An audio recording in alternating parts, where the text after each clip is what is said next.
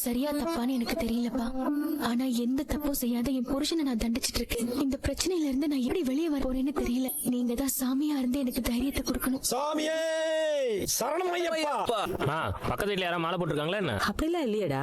சரி, ஒருவேளை மலைக்கு போறவங்க வந்திருப்பாங்க. இந்த பணத்தை கொடுத்து சரணம் ஐயப்பா. ஹரிஹர சுதன் ஐயப்பனே சரணம் ஐயப்பா. சாமியே சரணம் ஐயப்பா. நான் இங்க வந்ததுக்கான காரணம்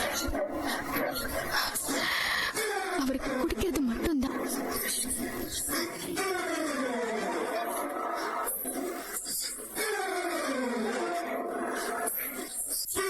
எல்லாருமே இது ஒரு காரணமானு கேக்குறாங்க. ஆனா குடிக்கிறதுனால அவர் உடம்பு தானே மக்கே போகுது. அது பரவாயில்லன்னு என்னால எவ்வளவு நாள் தான் கண்டுக்காம இருக்க முடியும்?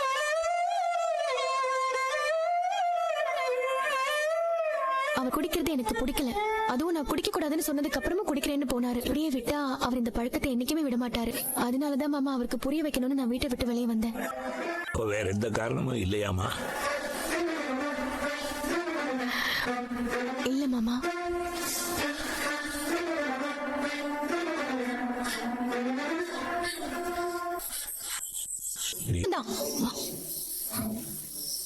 என் புருஷனும் என்னால இப்ப ரொம்ப கஷ்டப்படுறாரு. இதெல்லாம் எங்க போய் முடியும்னே தெரியல. கண்டிப்பா எல்லாம் நல்லபடியா முடியும். எனக்காக கொஞ்சம் பொறுமையா இருங்க. கண்டிப்பா ஒரு நாள் நான்